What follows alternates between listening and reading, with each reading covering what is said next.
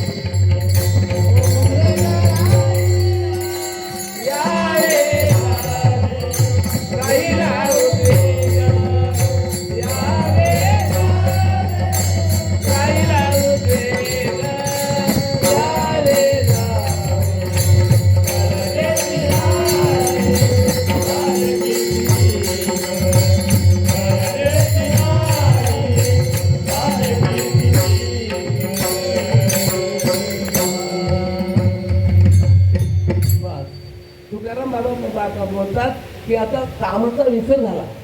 कामाचा विसर झाला म्हणजे कशाचा? आपण जे काही कामधंदा शेती करतो याच्याबद्दल नाही ते बोलत. मरेपर्यंत काम करायचं, शेवटपर्यंत कामधंदा. काम सुद्धा परमार्थच आहे आपला. श्री श्री कर्मण्यभिरतः संसिद्धिं लभते नरः. देवाने आपल्याला ज्या योनीमध्ये, ज्या क्षेत्रामध्ये, ज्या भागामध्ये जे काही आचरण असेल ते माणसाने चांगल्या प्रकारे प्रामाणिकपणे करायलाच पाहिजे. आमचे मामासाहेब सगळ्या महाराष्ट्राचे लाडले होते, लाडले. बस सगळं महाराष्ट्राने त्यांना हातावर धरलं होतं. पण त्याने प्रिन्सिपलची नोकरी सोडली नाही शेवटपर्यंत कामधंदा. म्हणून कामधंदा काही लोक परमार्थाला सोडल्यापासून संसारच करायला तयार नाही. ते लोकांच्याच पैशावर अवलंबून राहतात. हे पण गलत आहे. कामधंदा करायला पाहिजे. बस विसरू कामाचा. म्हणून मग कामाचा विसर झाला म्हणजे काय? कामाचा म्हणजे काम वासनेच्या बद्दल बोलतात. ते वासना संपली, मला काही पाहिजे अशी इच्छा त्यांच्या अंतकरणामध्ये नाही राहिली. बरं का? तृप्त झालं मन. या प्राप्ते न किंचित वांछिती न शोचती न द्वेष्टी न रमती नोत्साही भवती. बास ते ज्ञात्वा मत्तो भवती तत्तो आत्माराम भवती. बास म्हणून कामाचा विषय म्हणजे वासनेचा विषय. ही वासना मोठी धोकादायक आहे. काम मोठा धोकादायक काय शंकराचार्यांनी ना त्या कामाची आणि यमाची तुलना केली. ते म्हणतात यमस्य कामस्य तारतम्यम विचार्यमाने महदस्ति लोके. मग हितन करोतो यमो प्रेसन कामस्तो नर्थ क्रियते प्रियसन. बस हितन करोतो यम अप्रियसन. यम हा माणसाला अप्रिय आहे. यम आला नुसतं नाव घेतात तर झटका येतो आपल्याला ते यमाचा. पण तो हित करतो ना. म्हाताऱ्या माणसाला न्यायलाच पाहिजे ना त्याने. आयुष्याच्या पुढे गेला आता त्याचं काय काम आहे इथं ठोकायला आणि भिंत सगळी थुंकून घालवायला. बात म्हणून चांगला आहे. हितन करो तेशी यमो अप्रियसन. अप्रिय आहे तो पण तो हितच करतो.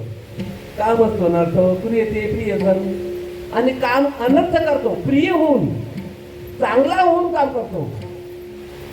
दुसऱ्या लोकांनी आपल्याला शिव्या दिल्या तर परवडल्या, पण आपल्याच्याने शिव्या दिल्या तर जड होतात ना.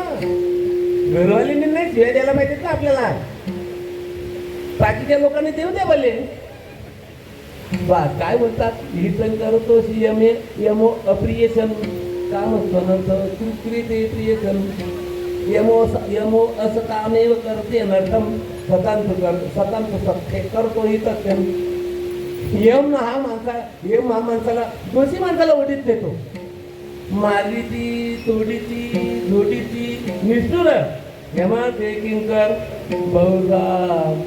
ते गुन्हा करणार आहे ना का तुकाराम महाराजांना विमान पाठवलं होतं तेव्हा तिथे होते यमराज. त्यांना पाणी लागलं. तुकाराम महाराजांना पाणी लागलं. त्यांना काय रुमाल लागला. हात पोसा. वैकुंठ श्री विठ्ठल विठ्ठल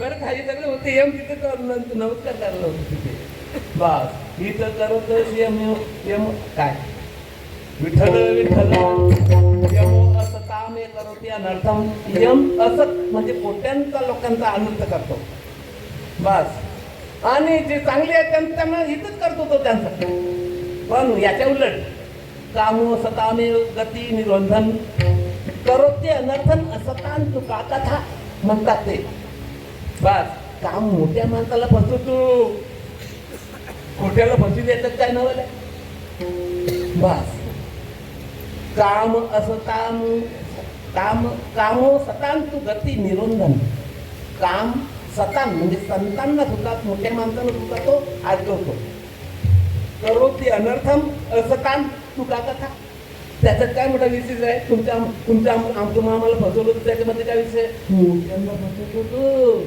बस म्हणून तुकाराम महाराज सांगतात काम विसरू कामाचा तुका म्हणे झाला आमचा कामाचा विसर झाला कामाचा विसर झाला म्हणजे काय मला या संसारामध्ये कोणती वस्तू पाहिजे असं काही नाही तर जगातले चांगल्यात चांगल्या वस्तू माझ्या मिळाली आहे माझ्या हृदयामध्ये आत्मना वागारी घे दो मध्ये काहीच न देखे म्हणून मी बहुविषय घे हरिके देना आत्मलाभ मला झालाय आणि आत्मलाभासारखा जगात दुसरा मोठा लाभ नाही आहे तो मला झालाय म्हणून इच्छा संपली आहे त्याची बस कळली की नाही झाली की मागील हे वाच विसरली विठोबा राखू माये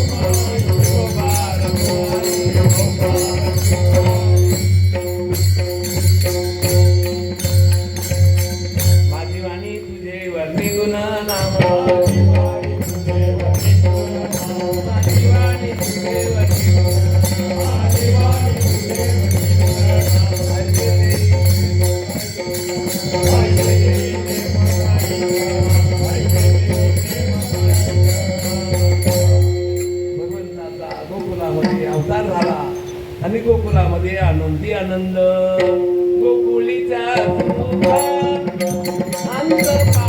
नाही अंत पार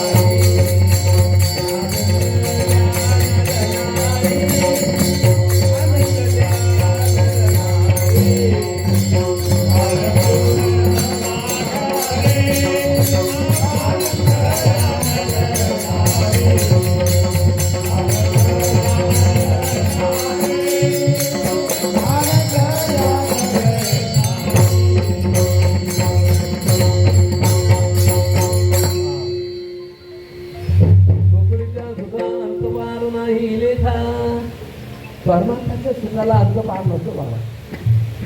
संसारातली सुख क्षणाची असतात. क्षणभर आनंद वाटतो पण दुसऱ्या क्षणाला आनंद कमी होऊन जातो. 4 महिने जर 6 महिने जर आपला पोरगा कुठे पंढरपूरला किंवा मोठ्या आमच्या कुठे संस्थेमध्ये गेला असला 4 महिन्यामध्ये जर आला ना तर ती मिठी मारतं. आई वडील त्याला मिठी मारतात. 5-7 मिनिटं मिठी सोडत नाही. मग 5-6 मिनिटं झाली की मग फिरतात चालू आणि खालच होतात चालू. असं आहे. परत मग त्याला खाऊ घालतात, काय काय काय करतात, सगळं काय करतात. आणि मग 2-3 तास झाले की आता खेळायला. असं आहे संसार. पण परमार्थाचं तसं नाही आहे. नाही आनंदाची जोडा, नाही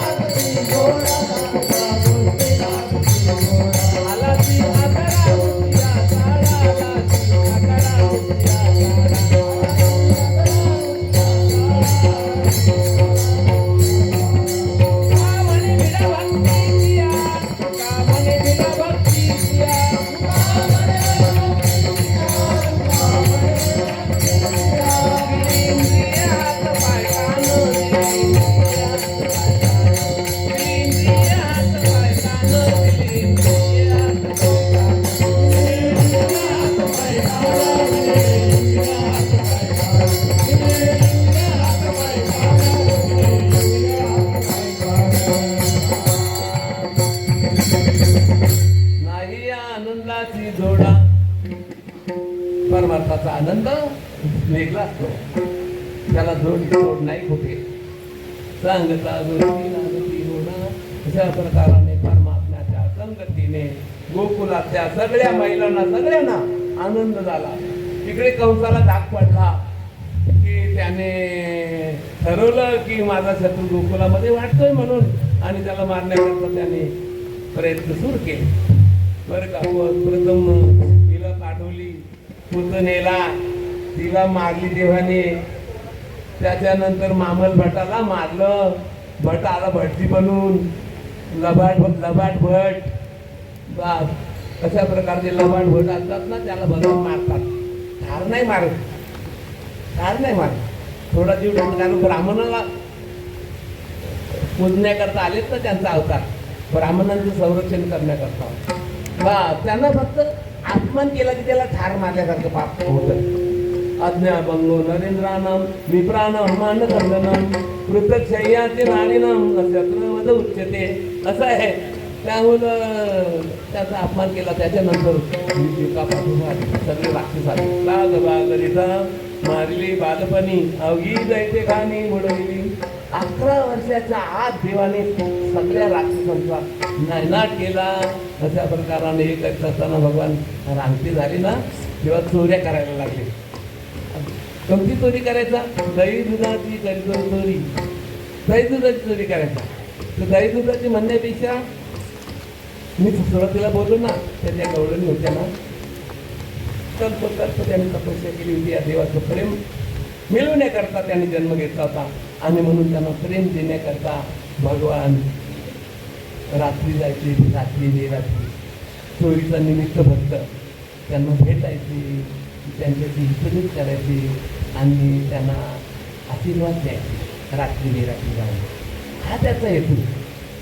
त्याला चोरी करायला की काय गरज पडले? लोणी खायला का? लोणी त्याच्याकडे किती गाय होत्या? महाराज?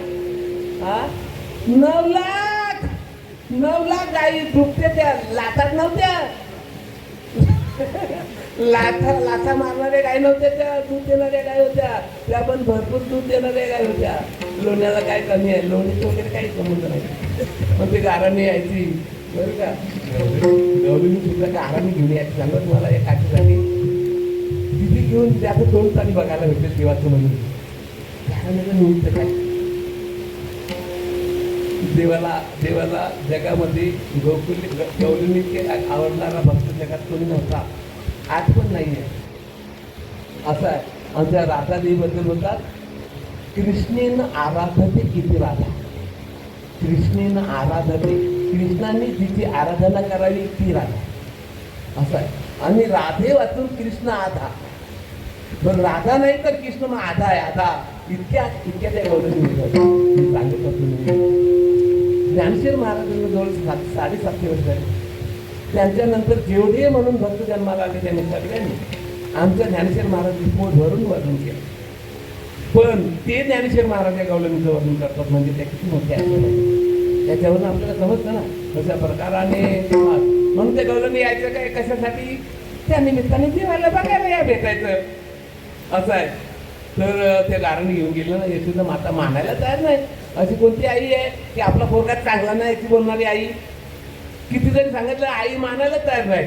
मग ते एका गवळणीने काय केलं, याला ना मुद्देमाला सर त्याच्या आईजवळ दाखवायचं म्हणून असं. आणि चोरी करताना गवसला त्याला मम्मीला त्याला धरलं. चला म्हटलं याला देऊ त्याच्या आईच्या जवळ.